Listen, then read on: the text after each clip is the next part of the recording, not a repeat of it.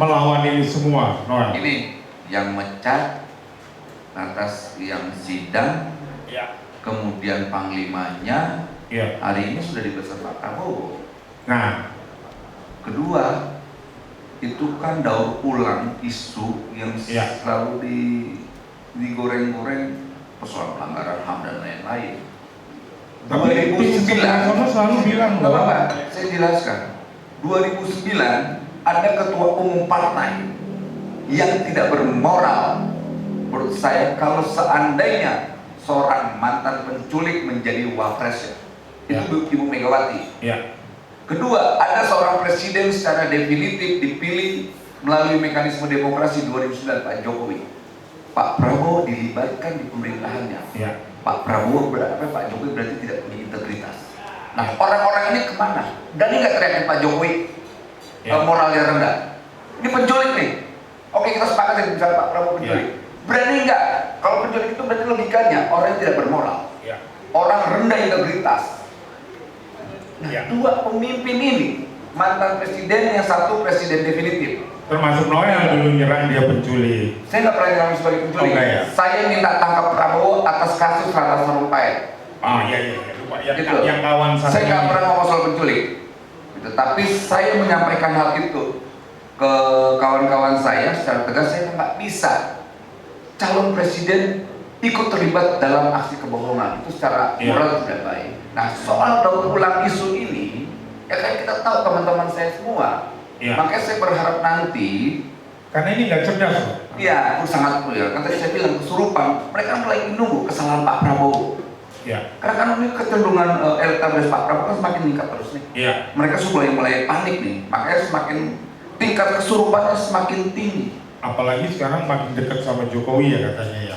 Dekat dengan Pak Jokowi, apalagi Pak Jokowi juga punya komitmen bahwa nanti apalagi dengar-dengar Projo 60% gak mau dukung Prabowo katanya. Makin dekat kan? Iya kan? Nanti pertama saya, kedua Projo ya. Nanti ada lagi tuh organ-organ semua pendukung Pak Jokowi. Kemarin di Solo pendukung Mas Gibran dan pendukungnya Pak Jokowi. Jadi Ganjar merana dong. Soal itu saya nggak mau tahu lah. Noel, apa benar Pak Prabowo mau dipasangin sama Gibran? Aduh, gini. Itu salah lagi tuh. Kayak nggak mungkin Pak Jokowi juga coba membangun dinasti politik sampai keterlaluan begitulah, itu nggak bagus. Karena setiap kita ini kan punya porsinya masing-masing, nggak bisa begitu juga. Setuju nggak Noel Prabowo pasangan sama Gibran? Kalau mekanismenya demokrasi kan kenapa salahnya? Siapapun dipilih oleh rakyat. Jadi setuju ya? Ini bukan soal setuju tidak setuju. Enggak kan? Pasti dong. Gini dong, nggak bisa juga. Ya Mas Gibran itu punya tugas tersendiri lah, punya tugas sejarah. Dia tunjuknya tugas sejarah di Solo dulu. Karena ini kan domainnya yang berbeda. Kita butuh anak muda yang punya ketangguhan. Karena ke depan ya, posisi cawapres itu sangat menentukan untuk kemenangan capres. Betul, itu menentukan, itu bagian yang akan ditentukan siapapun wapresnya. Karena soal elektabilitas kemudian elektoral itu memang mempengaruhi sekali wapresnya. Karena kalau wapresnya tidak punya elektabilitas, kemudian tidak memiliki dampak elektoral. Nah, terus dengan Gibran gimana kira-kira kalau dengan Gibran? Saya hanya menjawab begini, selama mekanismenya demokrasi silakanlah. Saya nggak mau terjebak hal kayak begitu. Gitu. Kita kan bicara tentang demokrasi, bukan soal bicara tentang wapresnya. Loh, kalau soal layak tidak layak, Prabowo juga tidak layak jadi capres, Anies juga tidak layak, Ganjar juga tidak layak. Kalau dari sudut pandang kita secara subjektif, tanpa melihat bahwa ada mekanisme demokrasi yang harus kita jaga, gitu. Makanya saya mau bicara tentang pada substansi. Soal wapres itu kan urusan teknis, bukan urusan substansi. Gitu loh. Penting loh posisi wapres. Teknis. Gitu, itu teknis. Karena sampai hari ini AHY belum jadi cawapresnya Anies. Ya itu tanya. Nah, saya mau tanya nih Mas Laude. Menurut Mas Laude, tokoh siapa yang paling pas mendampingi Mas Anies untuk 2024? Mas Aniesnya udah kuat nih. Jangan sampai nanti cawapresnya jadi kelemahannya. Kira-kira siapa tokoh? Menurut relawan kan boleh dong. Siapa yang paling pas untuk mendampingi Mas Anies? Nanti saya tanya juga ke Noel. Siap. Oke, sebelum menjawab itu ada hal yang menarik yang Bang Noel sampaikan tadi tentang daur ulang. Iya. Mendaur ulang isu yang tidak substansial, ya. Bahasa saya aksesorisnya, bumbu-bumbunya, ya itu karena memang tidak ada hal yang cukup mengena terkait dengan prestasi dari kandidat yang dia dukung. Saya ingin mengingatkan kepada para pendukung Mas Anies untuk tidak ikut dalam gendang itu. Menarilah di atas gendang yang teman-teman tabukan sendiri, pendukung Mas Anies tabukan sendiri apa? Mas Anies ini sangat banyak menumpuk prestasinya, menumpuk penghargaannya, menumpuk rekam jejak positifnya. Nggak usah kita ikut-ikutan wakilnya siapa? Kemudian terkait wakil begini. Saya ini dan teman-teman ini pendukung Mas Anies. Ya, kami itu quote-nya adalah apapun makanannya, minumannya teh manis. Siapapun wakilnya, presidennya Anies Rashid Baswedan. Tapi siapa namanya siapa gitu? Kami sadar sebagai relawan ya bahwa kami adalah mendukung Mas Anies. Yang punya kewenangan terhadap pengusungan calon itu adalah hasil keputusan di tim 8 koalisi kami, itu adalah kewenangannya partai dan Anies Rashid Baswedan. Mas Anies lah yang paling tepat menjawab itu.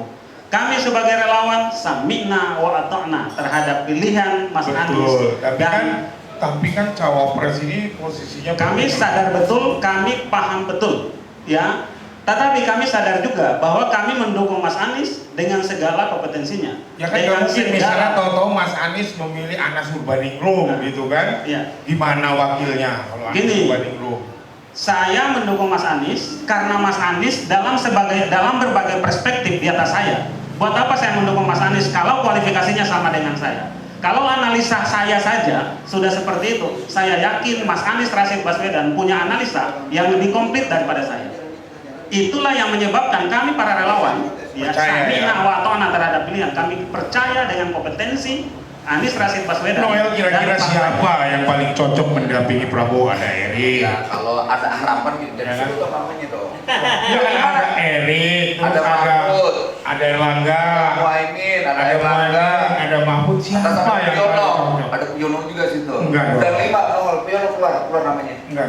Lu paling tinggi. Enggak. Piono. Enggak. Lu didukung Adian udah deklarasi. Presidennya Prabowo, Piono wapresnya. Ya bisa kalah Ganjarnya. Oh gitu, nah itu. Siapa dari yang diinginkan untuk pas? Hari ini yang sudah keluar nama itu kan ada namanya Muhaimin, ada nama Pak Mahfud MD, ada namanya Mas Erlangga Hartarto, ada juga namanya Erick Thohir. Dari keempat ini, kalau ditanya ekspektasi atau harapan, ya kita tadi berharap dengan presiden tadi, dia punya elektabilitas. Kedua, dia juga memiliki dampak elektoral. Kalau tidak punya dampak elektoral atau dampak suara buat apa? Nah, kalau saya melihatnya, kalau dampak dari elektoral atau kompetensi atau kompetensi udah pasti tuh elektabilitas itu kan menyangkut semua kompetensi dan semua integritas dan semua kemampuan. Itu semua dari situ. Elektabilitas itu di situ semua. Kompetensinya bagus, iya. Belum tentu karena elektabilitas ditentukan oleh popularitas. Bener banget nih calon wapres. Benar gini loh. Ada orang yang hebat, jago dalam bidangnya tapi nggak terkenal. Dia nggak bisa jadi presiden. Itu pusat popularitas. Itu apa? Kompetensinya kali. Kompetensi dalam hal bernegara misalnya kan. Itu ada di elektabilitas. Banyak kan ya menteri-menteri yang hebat tapi nggak punya populer. Siapa? Populer banyak kan. Siapa? Ya nggak tahu siapa gitu. Khairul Tanjung. Nggak kira-kira siapa Noel dari orang-orang itu? Makanya tadi kriteria tadi itu saya sebutkan soal elektabilitas dan elektoral. Nah, saya melihat Muhaimin itu sosok kandidat yang hari ini digadang-gadang dan masuk dalam radar koalisi, karena biar gimana pun kan koalisi PKB dan Gerindra ini kan ini 50-50 milik sahamnya 50%. Mereka punya hak menentukan.